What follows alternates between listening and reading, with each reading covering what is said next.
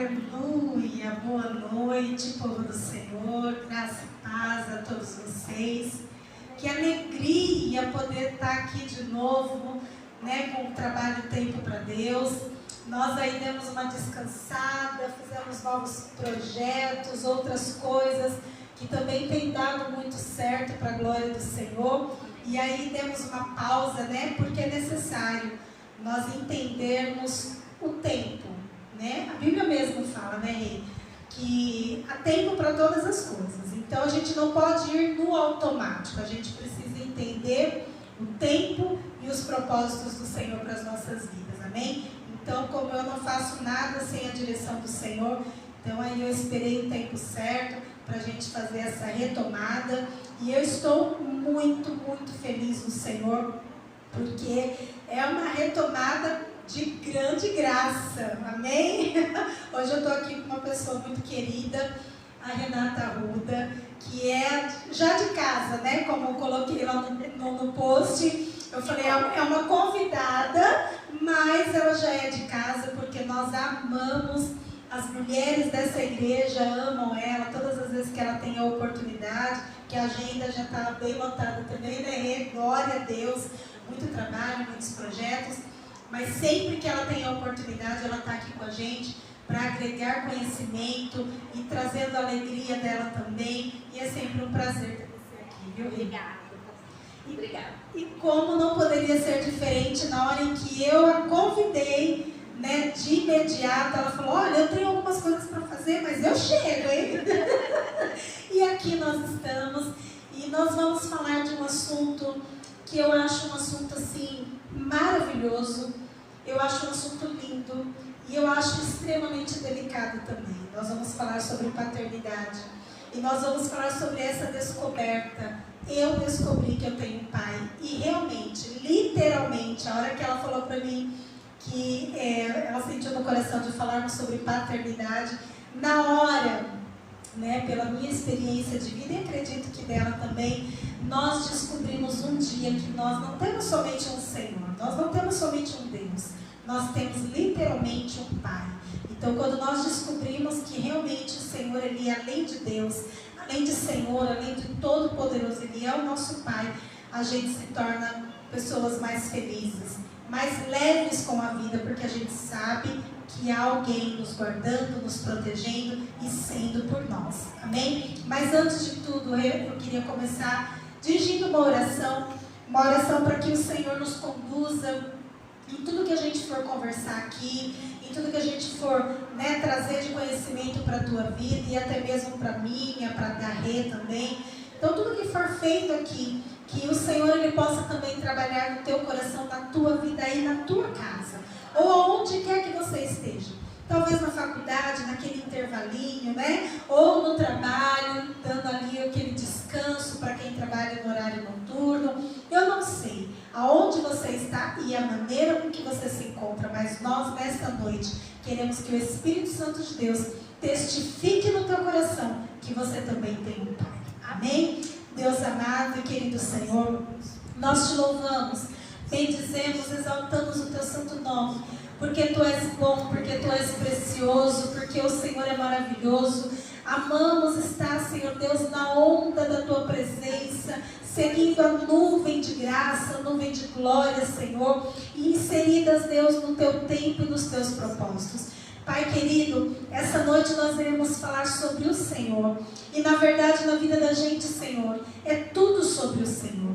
Nada do que vem de nós ou do que sai de nós é de nós mesmos. Tem que ser vindo do céu, para que o teu nome seja glorificado. E o desejo do nosso coração, Paizinho, é que todas as pessoas que tiverem acesso a esse trabalho, a essa live, que realmente sejam tocados, abençoados pelo poder que há em ti e pelo poder que há no teu nome, para a glória do Senhor Jesus. Oramos, pedimos e já te agradecemos. Amém e graças a Deus. Aleluia. Vamos lá então.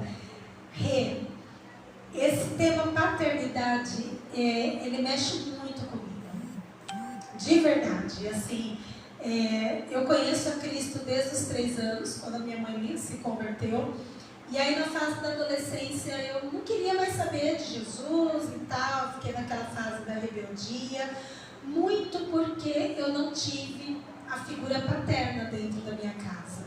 Então várias coisas aconteceram enquanto eu era pequena que na adolescência afloraram e me fez entender que Deus nem era Deus e tão pouco o meu pai.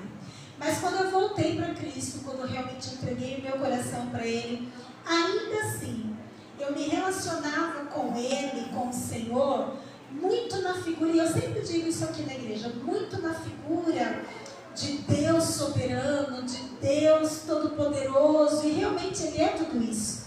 Mas eu imaginava Ele tão distante, tão longe, que eu só poderia atingi-lo quando eu, entendia somente sobre a soberania dele, durante muitos anos. E em determinado momento da minha vida, eu precisei realmente de um pai. Eu tinha o Senhor, eu tinha o Deus de toda provisão, mas me faltava aquele cuidado e aquele eu me sentir amada por realmente um pai.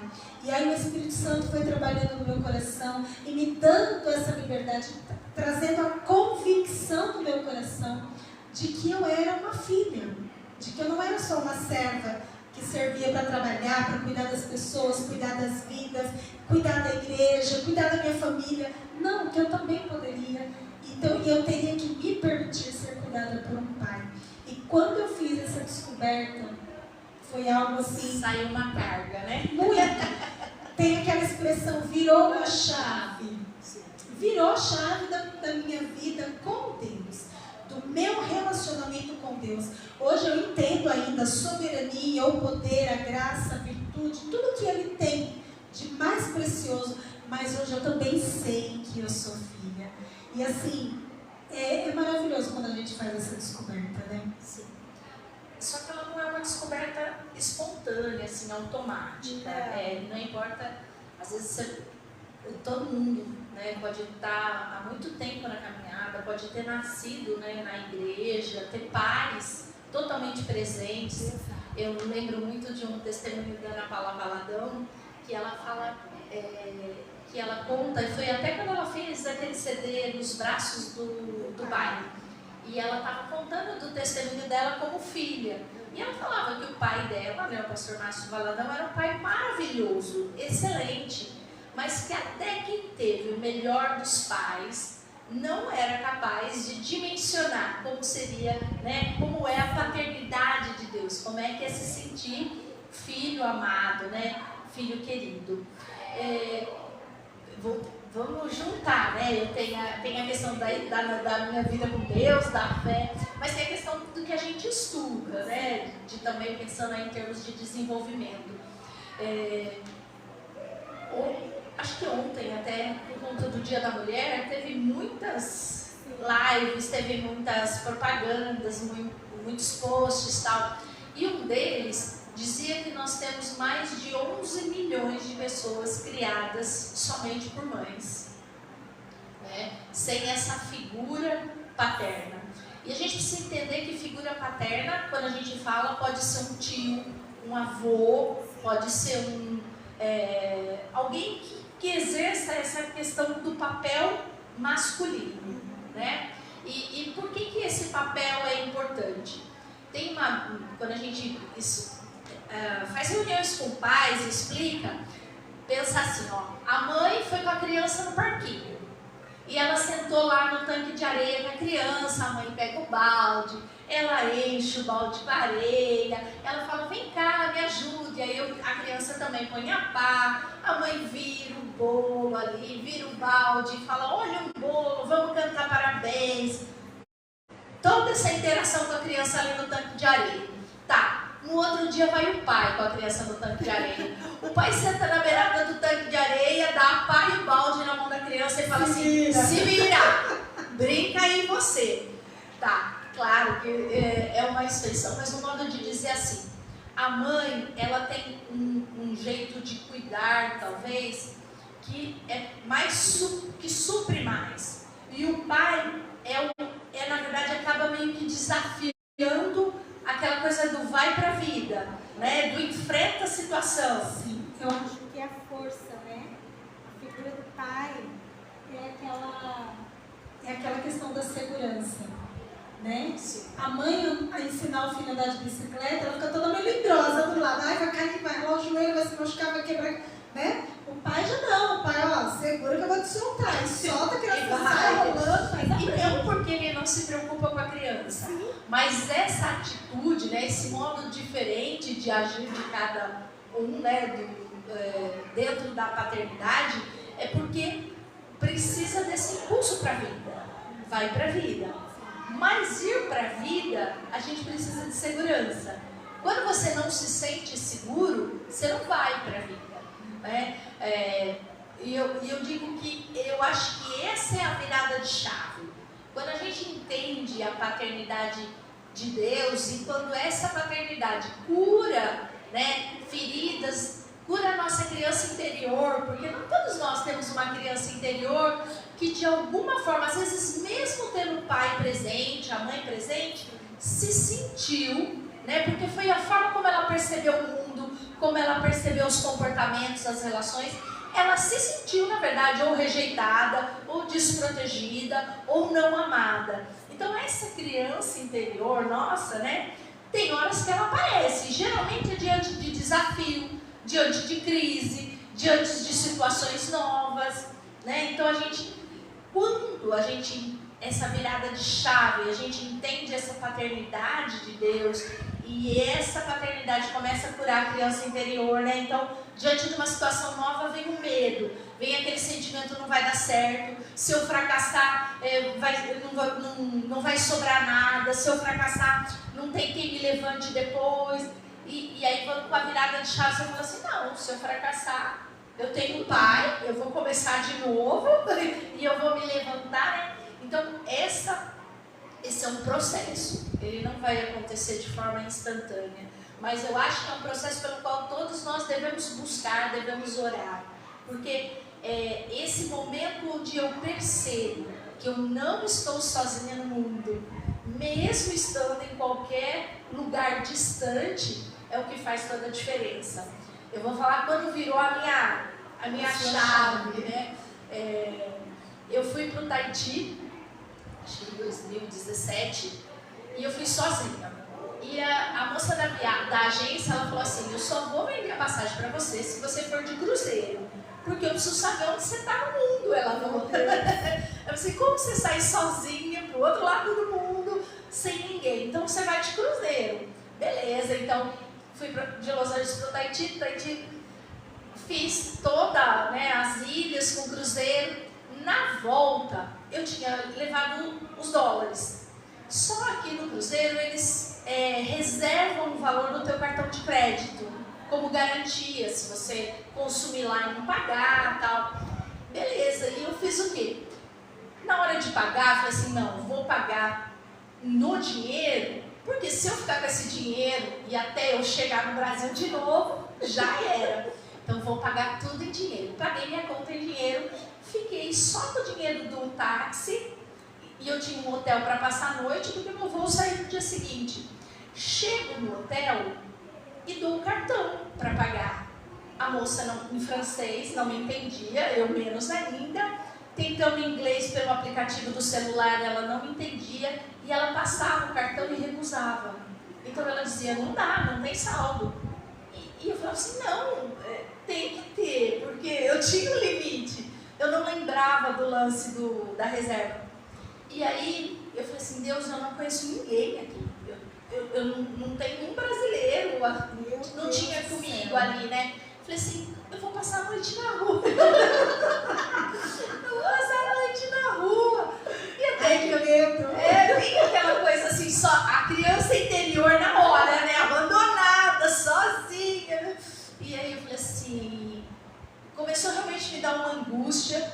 E aí eu falei pra moça tentar de novo. E ela já ficou brava, porque ela falou que não tinha, não passava. Aí eu virei, deixei a mala ali, fui até a porta e falei, Deus, eu só tenho o Senhor aqui. Então, preciso de uma providência divina. É a provisão já. Eu preciso da paternidade. Eu preciso tipo assim, quando você liga pro seu pai e fala, pai, pelo amor de Deus, me manda dinheiro. Pra agora, né? E mesmo que eu fizesse isso, não tinha como o dinheiro chegar a tempo, porque tem todo um trâmite e tal. não tinha cartão específico. Aí eu voltei, a hora que eu voltei, tinha chegado um moço na troca de turno. E ele virou para mim e fez assim, aí foi super atencioso, como você fez a reserva? Aí eu falei que tinha sido pelo Booking, ele falou, não, eu consigo pagar por lá. Pagou a reserva e me deu a chave. Eu falei, obrigado. Você não conhecia ele? Não conhecia. E foi exatamente, imediatamente, depois de ter tido isso. E aí foi aquela assim, são essas experiências, eu falo de orações respondidas, né, de momentos que você percebe ali que você está sozinho e não tem, a única pessoa ali com quem contar não é uma pessoa, porque a gente não vê, mas a nossa fé, né, nos dá uma sensação de que ela é real e de que ela está ali. Traz a plena certeza de que realmente ele existe. Existe. Embora a gente não vê, ele existe. Eu falo assim, se você nunca passou pela experiência, você pode até falar, mas só quem passa é que pode dizer assim, não, é real essa sensação de que é como se tivesse alguém ali do lado. E essa foi uma das primeiras, porque eu falo assim, estar num outro lugar, sozinha, não ter nenhum outro recurso, de não ter quem poder socorrer, fez assim, ali foi aquela coisa assim, cuidado do pai, né? E essa foi uma das primeiras experiências. A minha segunda foi na pandemia, acho que todo mundo deu uma surtada, inclusive. Uma leve, né? Todo mundo acho que teve a saúde mental de alguma forma abalada, né? Ou com mais ansiedade. Se não por si próprio, mas por outros, né? De ver situações de medo também, né? Do pai, da mãe, dos nossos familiares mais velhos, né? Adoecerem. Então deu aquela surtada e eu falei assim, quer saber de uma coisa? Eu acho que eu vou voltar para fazer terapia. E aí também virou um boom de terapia online. E eu falo, né, orando nisso, nesse sentido, e eu faço parte de um grupo de psicólogos cristãos no estado de São Paulo, e falando com Deus me veio um nome, e eu entrei em contato com a pessoa, o valor era inviável, né, porque a gente no interior tem um valor, na capital tem outro, era inviável, mas ela virou e fez assim, eu posso te indicar uma outra pessoa, e me indicou. E ela trabalha com EMDR, que é uma técnica geralmente para trauma, que eles usam. E ela faz reprocessamento de emoção, né? Então, de você lembrar das situações e reprocessá-las, utilizando algumas estratégias, que é próprio deles, né? Estratégias deles, da técnica, são técnicas dessa linha. E numa das técnicas, né? Numa das atividades, era voltar ao nascimento, como trabalho de regressão, mas não regressão útero, né? Porque o bebê tem tudo isso. Trazer sensações. Isso, o que o bebê traz de memória, né? Da gestação. E voltando, quando chegou para chegar no 9º mês, eu falava para ela assim, tá muito escuro, eu não vou sair daqui, eu vou voltar. Eu não vou passar por esse túnel, eu vou voltar. Não dá. Tá muito escuro aqui, eu não quero. E eu lembro de começar a chorar na sessão mesmo, porque eu falava assim, eu vou voltar e tal.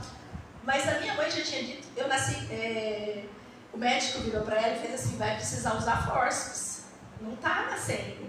E ela fala que ela teve um pânico tão grande, porque tinha as histórias que machucavam o bebê e tal, imagina, 47 anos atrás. Aí ela fez assim, e ela fala que aí foi a hora que ela começou a fazer muita força, né, para eu nascer de parto normal. E aí eu lembrei disso. E aí eu falei para ela, olha, eu realmente não queria nascer. E ela fala assim, então volta e acha um lugar seguro. E eu, né, ali com ela conduzindo, através dela virou, e eu voltei para a luz, então onde eu me sentia confortável. E aí foi a hora que eu realmente, quase como uma experiência de novo, né? Uma voz disse assim, pode. Que eu asseguro que tá do outro lado. Vai dar certo. Pode. Aí fala assim, parece gente conversa de louco quem tá assistindo. Mas eu disse, pode ir que eu vou estar com você sempre. E aquilo foi também uma segunda virada de chave. Até porque Eu gosto essas experiências me emocionam. Eu quero a gente tem a própria vivência, né? A vivência da própria vida. E não tem como não se emocionar todas as vezes que você volta no lugar onde você descobriu, né, a verdadeira significativo para você, né, de Deus. Né? Então não tem como você não ficar emotivo e não expressar isso. Até porque a gente chora, mas não é de dor, não, é de alegria. Eu choro muito de alegria, as pessoas não entendem isso. Às vezes eu choro na igreja, assim, você tá como? Não tem nada, eu choro mais de alegria do que de dor. E na verdade, a gente precisa ter essas experiências, né? Precisa ter. E quem não tem essas, eu digo para você, se você não se permitiu ter uma experiência viva, verdadeira e eficaz da graça de Deus e da paternidade de Deus, se permita, né?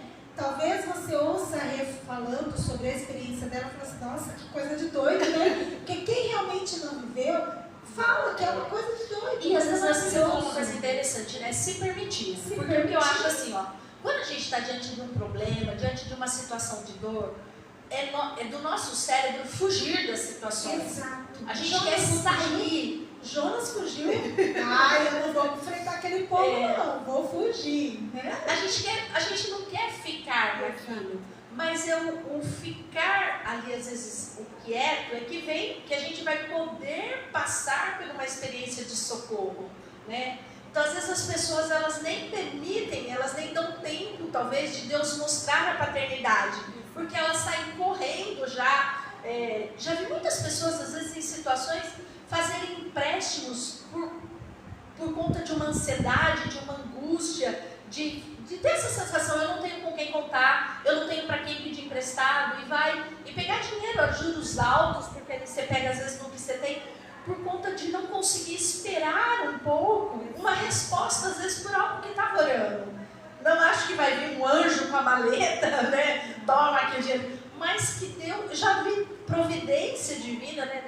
Eu também já estou com 20 e poucos anos de caminhada, providências divinas de coisa absurda, de herança, de pessoas que você nem sabia que tinha parentesco, umas coisas assim. Eu estou trabalhando aqui numa escola e foi assim, algo muito de Deus para eu estar lá mesmo, né?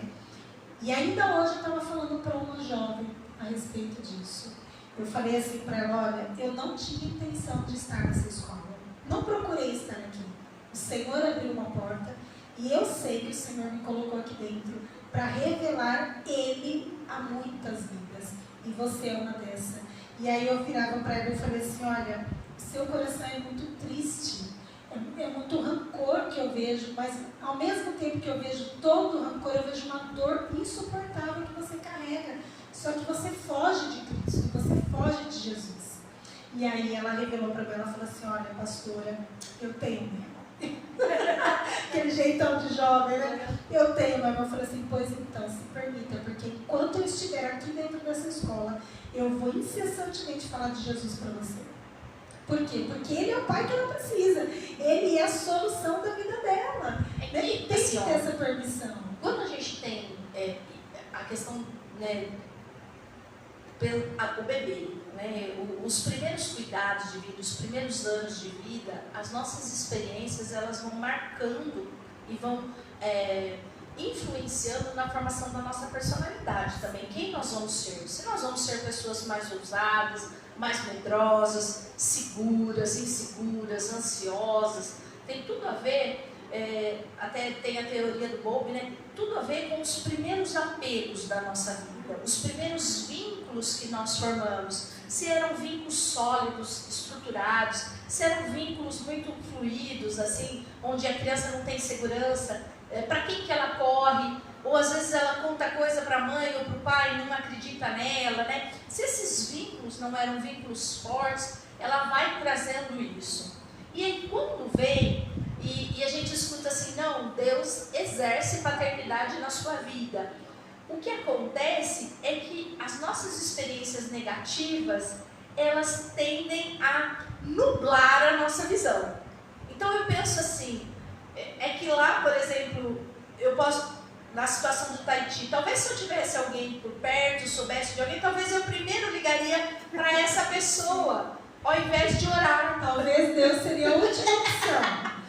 Né? Então eu acho que é isso, porque a gente fala assim, talvez também por causa da relação de se relacionar com um Deus grande, então um Deus grande que tem tanta coisa para cuidar, como é que vai cuidar da minha falta de grana ali, ou de repente da minha tristeza com uma situação, e outra porque no fundo existe um medo de também ser decepcionado. Sim. E se ele não atender? E se a resposta não vier agora? E às vezes entender quando não vem, a sensação dele não estar aqui vai ser maior, né? Porque a gente não consegue ver, então tem que ver ali a provisão dele, talvez de imediato, mas a gente tem que estar aberto e atento a tudo, né? Para o sim ou para o não. E quando você também cresce com vínculos muito fluidos, assim, vamos dizer, o que acontece também é que você não tem certeza de que você é amado. E aí, como é que eu vou... eu já acho, porque o problema é que assim, a gente não é amado e a gente vai construindo, por mais que tente, né? Às vezes a ideia de que a gente não merece ser amado, porque se o pai e a mãe, que aí, né, assim, a cultura prega, que são as pessoas que mais vão nos amar, que mais vão cuidar de nós, que vão estar ali para tudo, né? Que serão o alicerce, essas pessoas falharam nesse cuidado, então eu começo a achar que eu também não sou digno de ser amado. Então como é que um Deus que tem tanta coisa para fazer, vai olhar para um ser como eu, que não fui amado nem pelo pai, nem pela mãe, e às vezes nem pelos avós, e às vezes nem por quem quer que esteja perto, e vai ser capaz de pedir para ele algo, esse cuidado. Então, para a gente poder sentir, né, e buscar essa paternidade, na verdade a gente precisa meio que também ir desconstruindo muitas mentiras que a gente foi construindo ao longo da vida. Mentiras a respeito de nós mesmos. Mentiras de que nós não podemos ser amados, mentira de que nós não somos capazes, mentira, né, que ninguém se importa conosco. Pessoas feridas, quando elas vêm para a igreja, é muito comum, às vezes nos primeiros anos, elas dizem assim, vocês não estão interessados em mim. Ninguém se importa comigo nessa igreja. Exatamente. Por mais que você esteja presente. Se coloca na posição de vitimismo sempre, né? Não, porque eu sou assim mesmo, não, porque não vai dar certo, não, porque tudo é não, né? E se coloca naquela posição assim, tá tudo errado na minha vida, né? Então não adianta trabalhar em mim, para mim, que não vai dar certo, não vai fluir. Para mim não funciona. Mas eu vejo essas resistências assim. Claro que a gente também se irrita como qualquer ser humano, né? E fica, nossa, não precisa sair desse papel de vítima. Mas eu falo que conhecer a história de vida das pessoas é o que nos faz ser mais tolerantes e pacientes com o tempo delas. Porque cada pessoa tem o seu tempo, né? Eu também demorei muito para descobrir a paternidade. E quando eu descobri, o que mudou? Eu acho assim, que mudou principalmente a minha vida profissional. Sério. De todas as coisas, a gente pensa assim, emocionalmente, ou espiritualmente. Eu acho que essas coisas já vinham, né, sendo trabalhadas de alguma outra forma, mas o que mudou com a chave mesmo de entender essa paternidade, de ter uma segurança, foi a minha vida profissional. Por quê? Eu sempre trabalhei no funcionalismo público. Por quê? E eu dizia isso, quando eu comecei, o meu terapeuta, há muitos anos atrás, ele falava assim, mas por que você não vai para a clínica? Eu falava assim, porque eu preciso ter a segurança de ter o meu salário todo mês. Eu não posso, né, em função da minha história de vida, me dar o luxo de não ter de todo mês passar por aquela angústia, vou ter dinheiro, não vou ter dinheiro, vai dar para pagar a conta, eu não quero mais isso para minha vida. E eu vou trabalhar dessa forma, é seguro, o dinheiro está ali, né?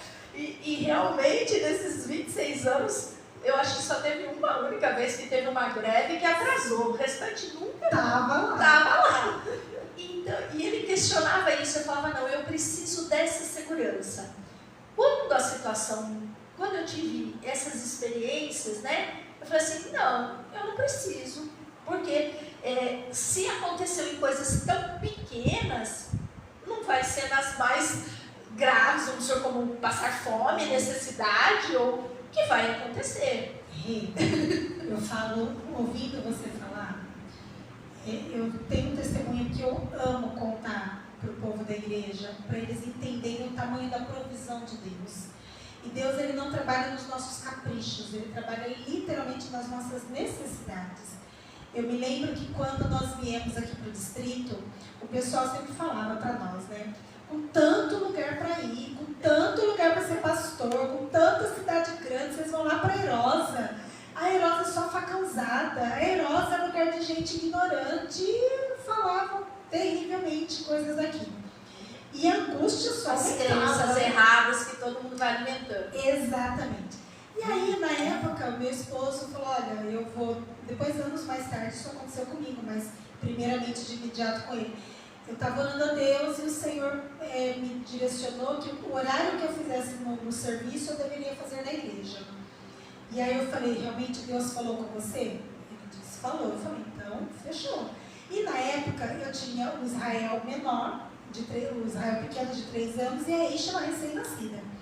E aí, ele começou a trabalhar na igreja, então ele vinha, não era aqui ainda, o salãozinho, ele ficava das 7 da manhã até as 5 da tarde, ele ficava na igreja, ajustando, limpando, cuidando, atendendo, e eu ficava em casa com as crianças. E por anos assim, e realmente a gente dependendo da provisão do Senhor.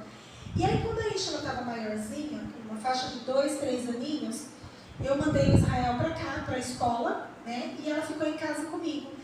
E aí, em um determinado momento da tarde, ela falou assim, mamãe, eu estou com fome. E naquele período, eu não tinha farinha de trigo para fazer um bolinho de chuva, eu não tinha uma farinha de fubá para fazer um bolinho, não tinha nada. O último arroz eu tinha feito na hora do almoço, pensa no último tudo. Tinha feito ali na hora do almoço, e aí eu sabia, minha mãe morava na frente. Só que eu não falei nada para ela, porque eu falava assim, Deus está no controle da nossa vida, Ele vai prover de alguma maneira. E aí eu peguei ela no colo e falei assim, vamos dormir com a mamãe? E fui pro quarto com ela, fazer ela dormir. Coloquei ela na cama, dei um peito para ela, porque ela me sugou até os 4 anos. Dei o peito para ela e ela dormiu. Na hora que eu percebi que ela pegou naquele sono pesado, as lágrimas começaram a cair quente, mas caíam. E aí eu fui de gatinho, assim, gatinhando na cama para ela não acordar e cair de joelhos no chão. Pensa que eu não tinha palavras para pedir para o Senhor, Senhor, manda para mim agora, porque eu não tinha. Era só choro. E eu falava, e assim, né, no choro e naquela voz interna, eu falava, meu Deus, a gente precisa do Senhor. Para mim, eu me garanto, eu aguento, mas a minha filha não, né? E ali eu comecei a chorar na presença do Senhor. E nesse momento, eu escutei batendo no portão. Bateu no portão, aí eu levantei, né, enxuguei assim rapidinho, para a pessoa não perceber que eu estava ali em prantos, e nem a minha mãe também, porque eu não queria transparecer para ela. E fui atender. Na hora que eu atendi, era a minha vizinha da frente, com uma bacia de laranjas e 2 pães de casa. Pensa em 2 pães gigantes, quentinho. Aí ela falou assim, ai Vanessa, eu acabei de tirar o pão do forno, e aí eu olhei para cá, e eu falei, eu vou levar lá para a Vanessinha. E levou aqueles 2 pães assim, uma baciada de laranjas, e ali eu vi a própria manifestação de Deus também. Eu falei, e é como você realmente falou, nas pequenas coisas o Senhor demonstra a grandeza dele, mas nas maiores ele também pode mostrar. Né? E aí foi o ano passado, eu me exonerei um cargo. Sério? Tipo assim, não, acho que isso é muito bom. Falei, não, se o Senhor prover pequenas coisas, que a gente pensa assim, ó, por que se prover pequenas coisas? Porque se é tão grande e se preocupa com coisas tão pequenas, com as grandes, então mais tranquilo ainda. E aí o ano passado eu exonerei um cargo e ali eu fui para a clínica. Então esse ano eu estou num cargo só, no município, e trabalho na clínica o outro período, sem qualquer prejuízo, exceto no 13º, né, que a clínica exige que a gente vá se organizando para isso, mas sem qualquer prejuízo e com tempo aí maior também para algumas coisas, né, para continuar estudando, que é muito necessário na minha área. Então eu acho assim que isso foi uma das coisas que eu senti muita mudança. Eu acho que todo mundo, eu já tinha muito tempo de vida com Deus e eu fiz algumas escolhas na contramão, mesmo sabendo, né? Então teve um tempo na igreja que eu fiquei na igreja sem desenvolver função nenhuma.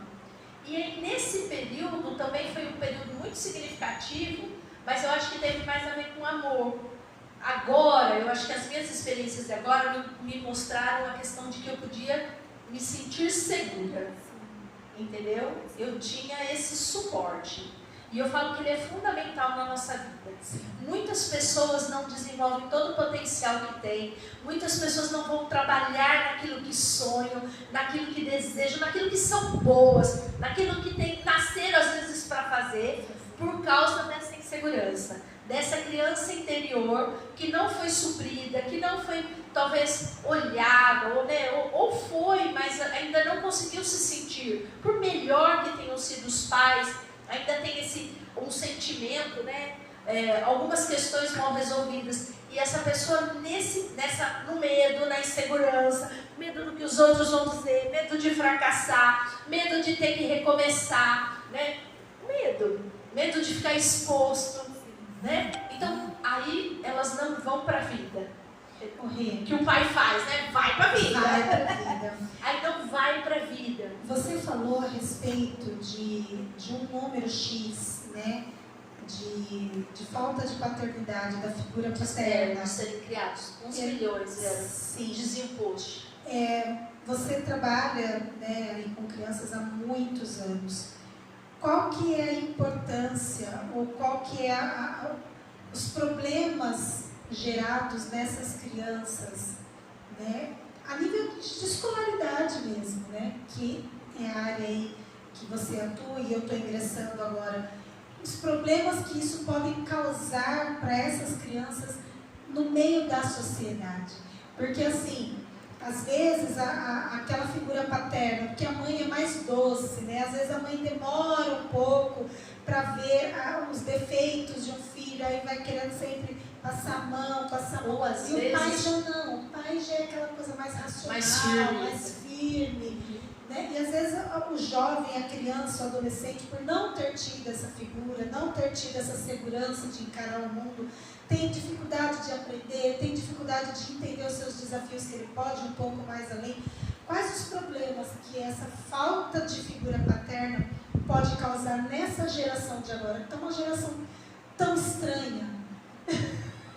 Eu não sei se você concorda comigo. Daqui a pouco eles vão ser gerados em tela, dentro do celular. Mas é uma geração, gente, tão estranha que a gente tem que pedir muita sabedoria e discernimento para o Senhor, para poder dar um norte para essas crianças, para esses jovens, né? E ainda que, graças a Deus, dentro das igrejas, eles são bem conduzidos e, né, enfrentam aí as situações da vida com mais leveza. Mas e esses que não têm a condição de estar dentro de uma casa, serem conduzidos por uma base, uma estrutura familiar?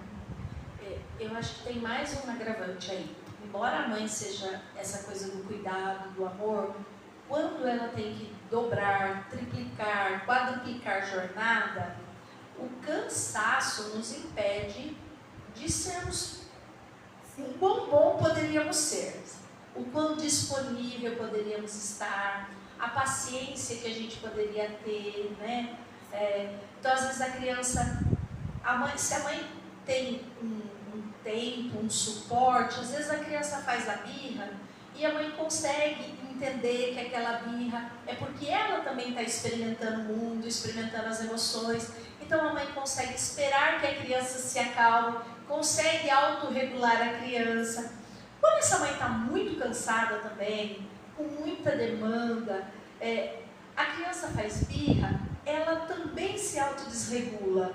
Mas não porque ela é uma mãe ruim, mas porque a gente também tem uma quantidade, eu acho que do que a gente dá conta. E aí ela já, se ela se autorregula, ela também não ajuda a criança a se autorregular. Então aí é onde entra o grito, e aí nós vamos formando percepções distorcidas da vida. Então, se eu preciso de atenção, eu preciso provocar o outro. Para o outro olhar para mim, para o outro me enxergar, eu preciso que ele esteja no extremo. Então, às vezes, muitas crianças acabam fazendo coisas cada vez mais perigosas, ou indo mais para a área do confronto, porque ela só se sente olhada a hora que você tem uma reação emocional muito extrema com ela. Quando você é suave, ela não entende aquilo. E tem uns que até recusam, né?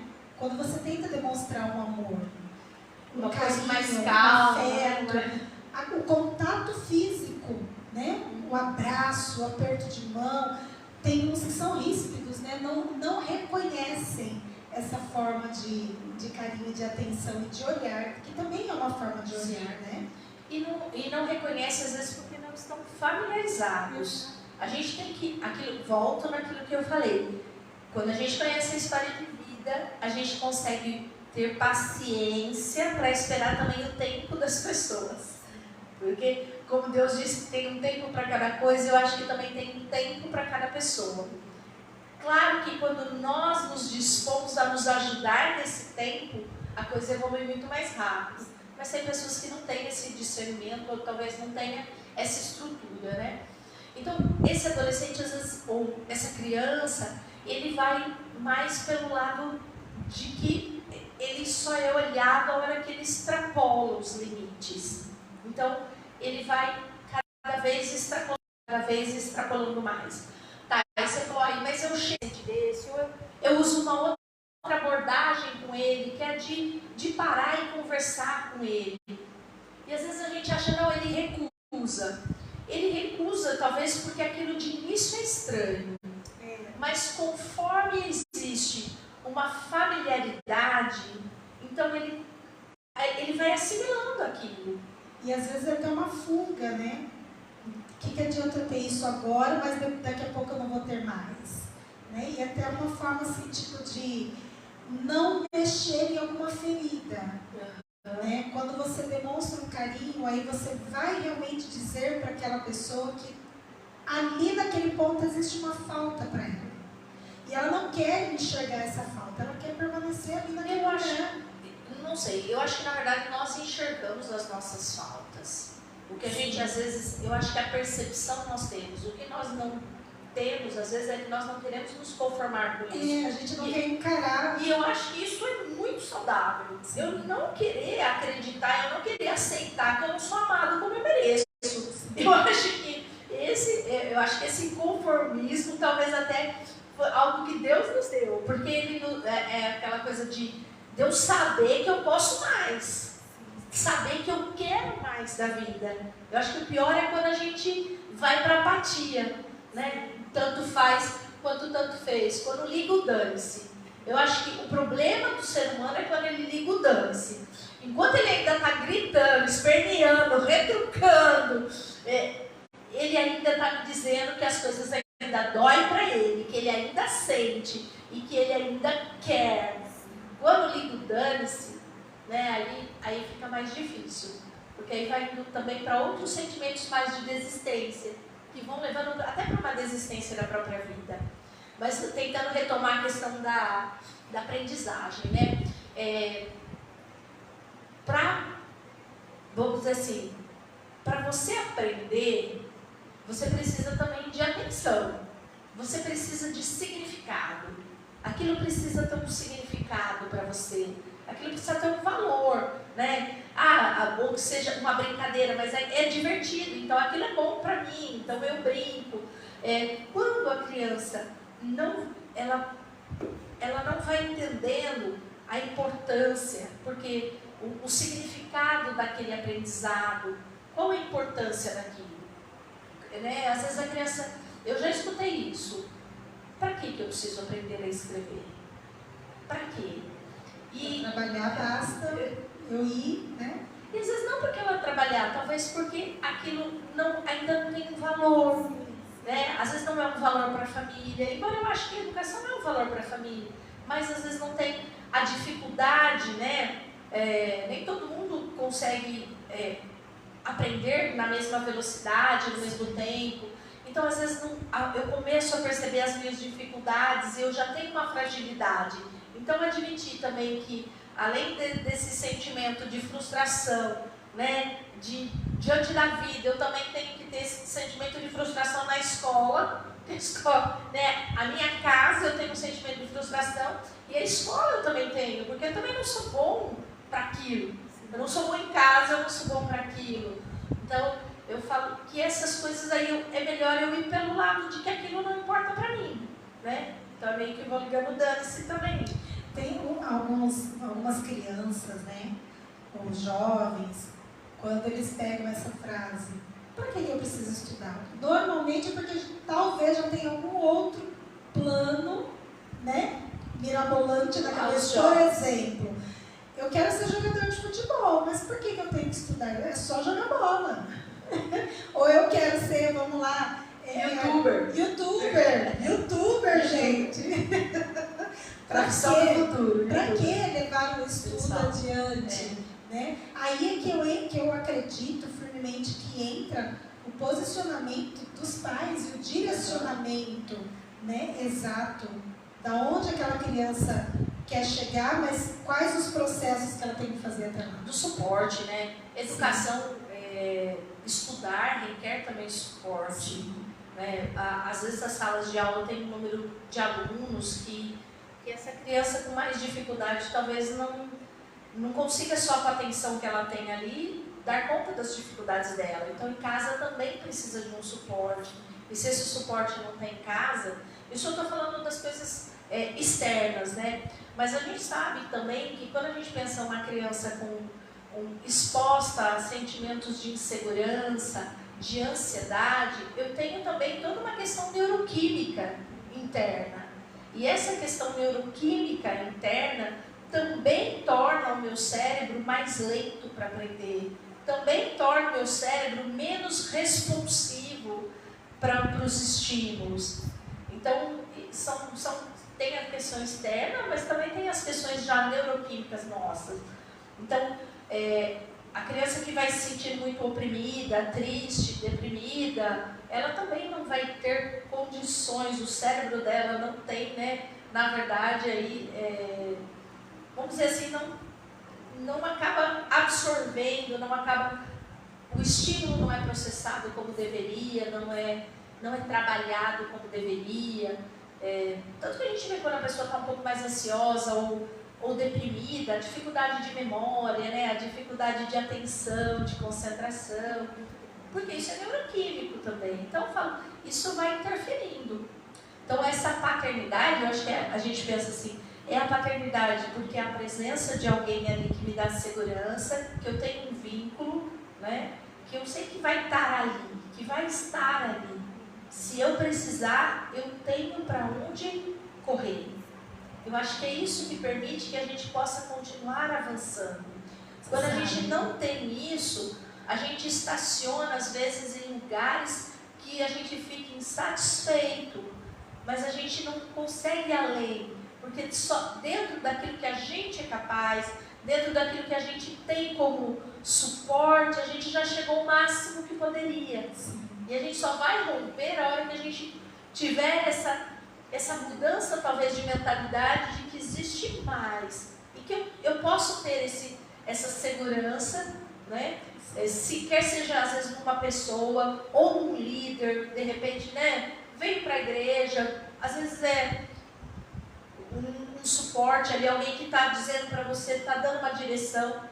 É normal que às vezes no início a gente se incomode com alguém nos dando direção. Se eu nunca tive isso na vida, né, se você começa a trabalhar cedo, se você começa a se virar cedo, é estranho que você vai ter depois com 20, 30 anos alguém dizendo assim, você está errado. Então, assim. Não é para você fazer assim, é assim. Então essa coisa dele faz a gente se sentir assim, opa, pera lá, agora alguém vai mandar? Mas quando você aceita isso, e aí isso começa a te dar segurança de que você, refletir mais, porque o outro também começa a te dar mais elementos de reflexão. Então você começa a tomar atitudes também mais ponderadas às vezes, pesando mais os prós e os contras. E por outro lado, você também começa a ver mais retorno disso. O andar com Deus já vai trazendo essa mudança, né? Porque quando você começa a seguir princípios e valores, né, da palavra de Deus, suas decisões começam a ser permeadas também por isso. Espera aí, eu queria isso, mas não dá. Isso também não é muito certo. Olho por olho, dente por dente, não pode. Aquela fulana puxou meu tapete e ela vai ver. A hora que eu puder, eu puxo dela. E aí o reagir. Então, esses limites, eles não só fazem com que a gente reflita mais nas nossas ações, como eles também vão nos ajudando a amadurecer. E é esse amadurecimento que faz com que a gente também cada vez mais vá sendo efetivo nas nossas decisões e nas nossas atitudes. Eu acho que o amadurecer, né, o amadurecer com faltas de coisas, né, que nós tivemos. Amadurecer com falta de suporte é difícil, geral, se né, amadurece em algumas áreas. E eu acho que com o amadurecimento tem duas palavras que eu gosto demais, né, que é a resiliência e a ressignificação, né? Eu acho que essa questão da paternidade, né, trazendo aí para a questão dos relacionamentos paternos, eu acho que a gente precisa aprender a ressignificar quanto nos falta, né? Porque a vida é um constante aprendizado, né, Renata? Um aprendizado inteiramente, sempre, né? Então a gente precisa aprender a tirar o que não deu e fazer certo com o que a gente tem na mão. Então eu queria que você falasse um pouquinho a respeito da resiliência e a respeito do ressignificar situações, dores, mágoas, enfim. A gente tem agora em março, é um evento que eu acho que é a nível mundial, que chama Semana do Cérebro. E o tema desse ano, né, que agora acho que semana que vem, o tema desse ano é resiliência. Amo essa palavra, gente. A resiliência. E quando a gente entende ela dentro de nós, é libertador. Só que a resiliência, ela tem que ser, ela só é possível, eu acho, quando a gente amadurece. Sim. Porque, senão, ela pode ser confundida, na verdade, com conformismo, com uma desistência, não resiliência. Quando eu desisto da vida. Então, desse jeito tá bom, esse relacionamento é uma merda, mas tá bom, sabe? Esse emprego eu odeio, eu fico todo dia, eu levanto, mas tá bom, é o que dá, né? Então, eu acho que isso é uma desistência. A resiliência é uma situação assim, hoje é isso, e hoje eu vou lidar com isso. Hoje eu vou lidar com isso. Mas eu já vou trabalhar porque amanhã eu quero que seja diferente. Sim. E eu já vou começar E na verdade, mesmo que eu não consiga me posicionar fisicamente de forma diferente, de repente diante de uma enfermidade, não dá para ter outra atitude. Eu tenho que fazer, sei lá, um repouso, eu tenho que fazer o que tem. Mas na minha mente, eu já estou me projetando em pé. Eu já estou me projetando lá. O que eu vou voltar a fazer, eu estou aqui hoje nessa cama, mas a minha mente já está me vendo lá. É tirar daquele momento lições que te façam crescer, né? E é um lidar, né? A questão é assim, volto na criança interior. A pessoa resiliente, a gente entende assim, aquela que a vida dá golpes e que ela consegue absorver esses golpes sem se quebrar, né? Quando a criança interior é muito frágil, é difícil a vida dar golpe e essa criança não ser atingida de novo. Porque é aquela coisa do acúmulo de experiências negativas. Então, isso não deu certo, isso não deu certo, e não deu certo. Então, é uma montanha de coisas que não deram certo. Então, é mais difícil fazer isso sem um processo constante de reflexão. E eu falo que orar diariamente, né, as pessoas, elas levam elas espiritualizam coisas, né? Embora orar seja uma prática espiritual, orar é muito mais, eu acho que uma prática de reflexão. Porque quando você ora, claro que você faz as suas petições para Deus, mas quando você está agradecendo, você está refletindo, tem que refletir. A minha vida pode não ser perfeita, mas isso aqui tá bom, valeu. Isso aqui hoje foi ótimo, valeu Deus. E é uma reflexão, eu começo a olhar para a minha vida e tirar o lado positivo. Olhar para o outro lado. Não foi tudo bom no meu dia hoje, viu Deus? Não foi. Mas isso foi, valeu, obrigado. E quando eu começo a pedir, isso também é uma reflexão. Porque eu só peço aquilo que eu realmente quero. Por isso que tem que ser uma oração com objetivo. Deus, eu quero um emprego novo. Então essa reflexão começa a me fazer me posicionar de forma diferente. Eu acho que a oração ela tem e a neurociência tem provado isso hoje, o quanto ela tem ação, né, no cérebro, né? Porque ela te faz olhar para a tua vida e pensar. A não ser que você faça oração automática, né? A mesma oração repetitiva, aquela coisa assim que é mecânica. Então aí ela não vai ter essa finalidade. Mas quando você faz essa oração no seu momento de meditação, né, que alguns usam, seu momento de devocional, quer seja o termo que você usa, esse é um momento de reflexão, porque a hora que eu olho para a minha vida e entendo o que foi bom, a hora que eu olho para a minha vida e entendo o que eu quero da minha vida no futuro, e a hora que eu renovo essa minha intimidade, que gera segurança, né? É a hora que eu estou ali, que eu começo a dizer para o meu cérebro, e é bem esse processo mesmo, de eu dizer para o meu cérebro, eu não estou sozinha.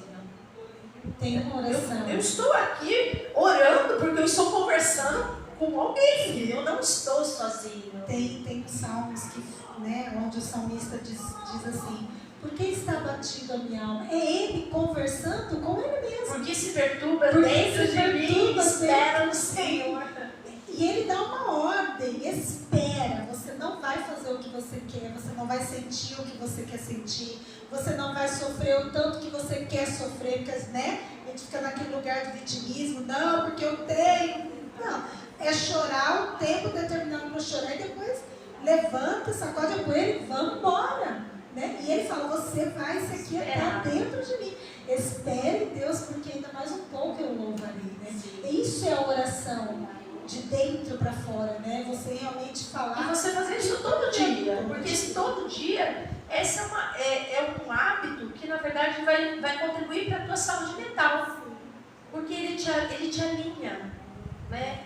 Eu falo que é que nem uma terapia, é alguém que me escuta e alguém que me dá direção, né? Porque aí, claro que a prática ajuda a entender como vem essa direção, porque às vezes vem depois de uma resposta, uma palavra, uma música, alguém que comenta alguma coisa, uma informação que chega até você, então você começa a entender que aquele diálogo foi processado pela outra pessoa e que a resposta veio de outras formas, mas veio. Né? Isso que é mais importante, que esse diálogo funcione. E eu acho que esse diálogo é que vai nos centralizando e vai nos ajudando então a entender. Eu não estou só. Eu não estou só no mundo, eu não estou só na vida, né? E por mais que eu more sozinho, não tenha um parente, não tenha ninguém, eu não estou só. E às vezes tem gente que também está cercada por todo mundo e se sente muito só. E aí eu acho que a oração, né, ela é a oportunidade que a gente volta lá no início, da gente se permitir ser tratado pelo Senhor todos os dias, não só como Deus, mas como realmente um Pai que Ele é, né? E às vezes, eu falo que toda oração tem resposta. Sim. A questão é que às vezes é a resposta que você não quer. Porque às vezes é sim, glória a Deus, às vezes é não, que também eu acho muito fácil de absorver. Sim. Quando é não e é nítido, eu acho que é fácil de absorver. Né? Quando uma porta se fecha, não, acabou. Mas eu acho mais difícil quando é espere. Porque a espera aí depende da resiliência. A resiliência é aquela coisa, hoje eu estou isso. hoje eu não estou vendo, hoje eu não estou ainda não mudou, né? O meu relacionamento ainda não mudou o quanto eu gostaria, né? O meu trabalho ainda não é bom, eu ainda não aprendi tudo que eu gostaria, porque às vezes a gente está estudando com muito esforço. Quando eu comecei a estudar neurociência 10 anos atrás, gente, as partes do cérebro era difícil de lembrar o nome, né? Onde está cada parte, o que cada parte faz. Então, quando a gente começa a estudar qualquer coisa, é difícil no início, então a gente se habituar com as coisas. Então, esse espera que você vai se tornar melhor a cada dia. Espera em Deus também que você vai mudar esses hábitos que você não gosta em você, que vai, né, você vai ter a felicidade que você deseja. Esse espera, ele demanda essa resiliência. Hoje eu vivo isso, mas eu sei que amanhã vai ser melhor. Hoje, né, hoje eu absorvo essa coisa que não é do jeito que eu quero, essa coisa que eu não esperava e que às vezes eu nem merecia. Porque também existe isso. Nós às vezes temos colheitas que a gente mereceu, a gente fez por merecer, tem a ver com as nossas escolhas, mas às vezes a gente tem colheitas que não é culpa nossa. E ali realmente esse sentimento de injustiça, ele é real e ele é até válido. Mas quando a gente tem essa oração com Deus, né? A gente começa a entender que todas as coisas cooperam para o bem daqueles que amam a Deus. E até a injustiça, ela começa a criar em mim características, às vezes, habilidades que eu não tinha, né? Formas de me ver, formas de ver a vida, e essa forma de reprocessar, que você fala de ressignificar as coisas. É o olhar e eu começo a poder processar aquilo de uma forma, as informações, né, de forma diferente. Mas eu acho que passa muito por quanto eu me sinto segura para fazer tudo isso, para me abrir para a cura. A terapia, a gente brinca que as pessoas fazem terapia, né, quem vai para a clínica tem que ter muito isso. Porque o paciente vem, às vezes ele vem no primeiro, segundo mês empolgadérrimo.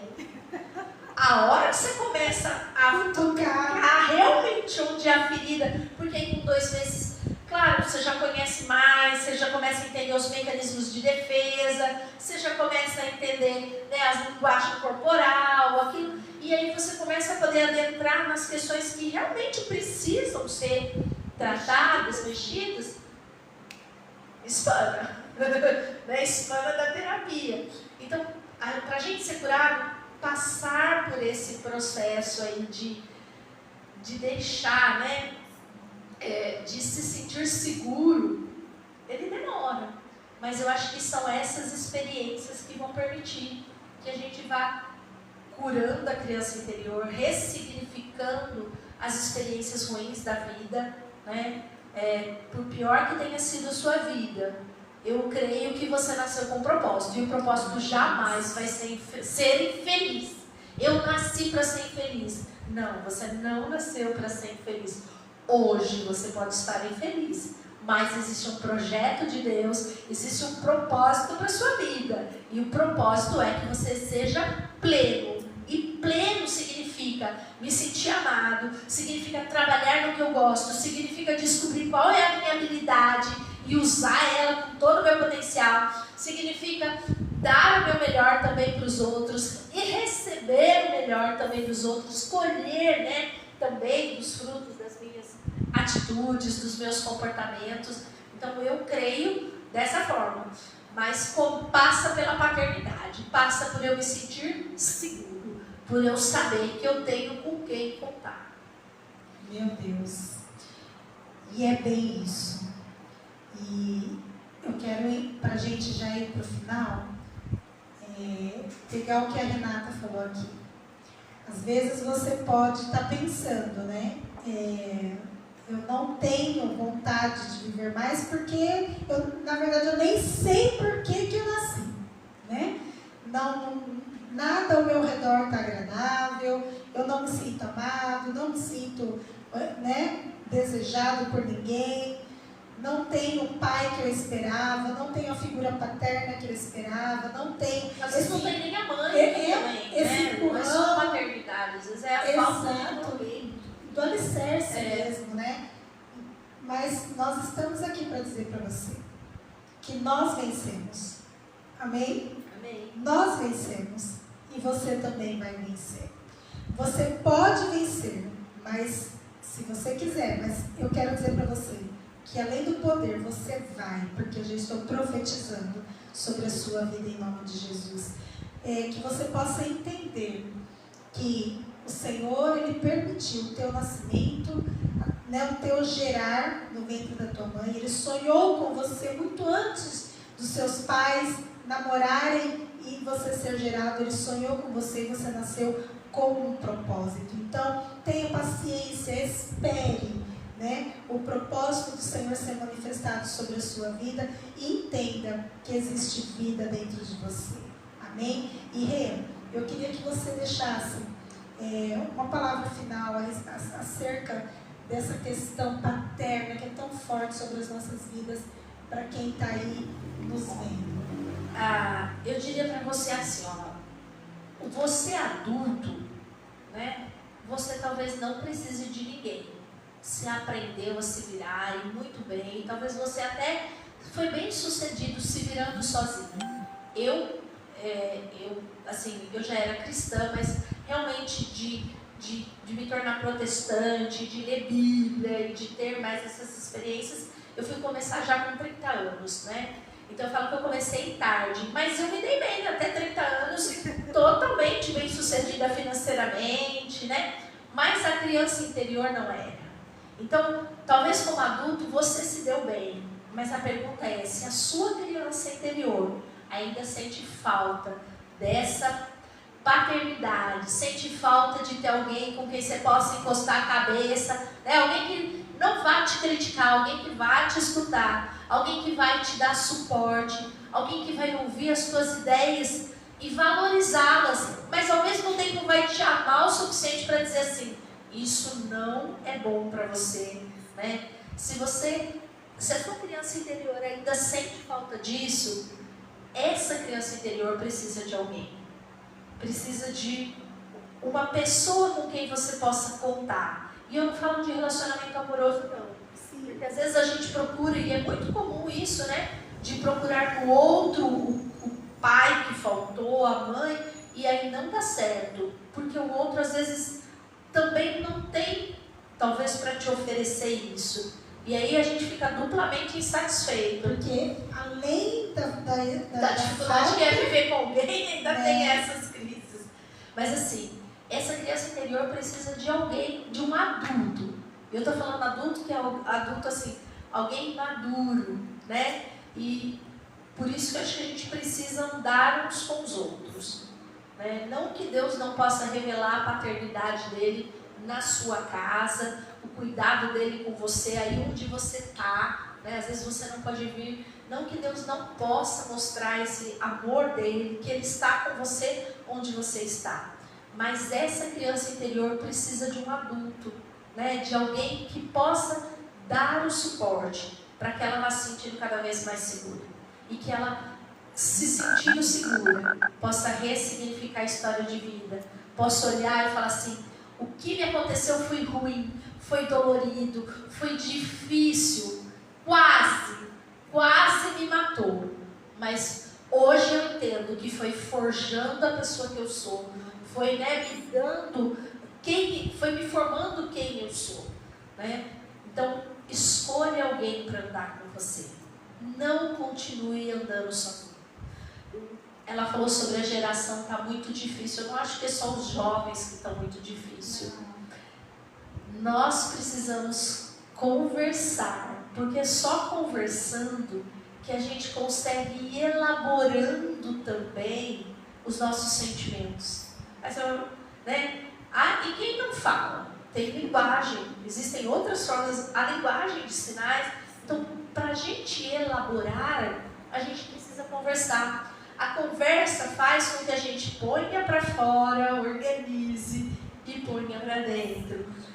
Como a gente está uma geração muito com tela, né? celular, tudo entretenimento é mais em tela, nós estamos perdendo o diálogo. E perder o diálogo é perder a capacidade de nos organizarmos também, nos organizarmos como pessoas, de nos organizarmos como ser humano. A gente vai as emoções e até mesmo organizar a nossa inteligência para um fim. Né? Essa está sendo considerada uma geração menos inteligente que os pais. A primeira vez na evolução da espécie. Porque a espécie, na nossa evolução, a geração que veio depois sempre foi além. Sempre foi além. Né? Agora nós estamos correndo o risco de regredir, por mais que evolua em ciência. Então, isso demanda o quê? Diálogo. Você precisa de alguém para conversar. Todos nós precisamos de alguém para conversar. Eu falo que agora, né, eu me vejo alguns períodos sem terapia, mas sempre com um líder espiritual, né, com alguém com que a gente troca ideia. Eu mesmo, pastora Vanessa, às vezes, né, gritando uma para a outra, assim, help. Mas assim, todos nós precisamos de alguém para conversar. Encontre alguém. No começo você pode achar que você nem está sendo amado, mas espera o processo. Vale a pena. Espera o processo, vale a pena. Eu também, quando comecei meu processo, achava que ninguém me amava de verdade, né? Que ninguém... Porque eu escutava muita crítica, porque eu era realmente um temperamento muito difícil, né? E foi uma mudança assim de anos. Quem me conheceu muitos anos atrás pode dizer isso. Eu tinha um temperamento muito difícil, porque era uma pessoa muito ferida. E a pessoa ferida, ela agride antes de ser agredida. E fere, né? Ela continua os processos, porque ela precisa se defender. Às vezes até para continuar inteira ali, para não desestruturar o ego. Então assim, mas a gente vai derrubando essas defesas quando a gente começa a entender que a gente pode contar com outras pessoas. O mundo não está perdido, não. Existem pessoas que querem te ajudar, pessoas que estão dispostas a te ajudar. Mas você também vai precisar baixar a guarda. Você vai também precisar permitir, né, que alguém cuide da sua criança interior. Talvez você, como adulto, você foi muito bem sucedido, repito. Mas existe uma criança interior em você. E ela se manifesta nas horas difíceis da sua vida. Ela se manifesta nas crises. Ela se manifesta diante dos desafios. Ela se manifesta em situações onde você não tem já a resposta pronta. Então aí vem toda aquela memória, todas aquelas lembranças, vem todas as suas experiências.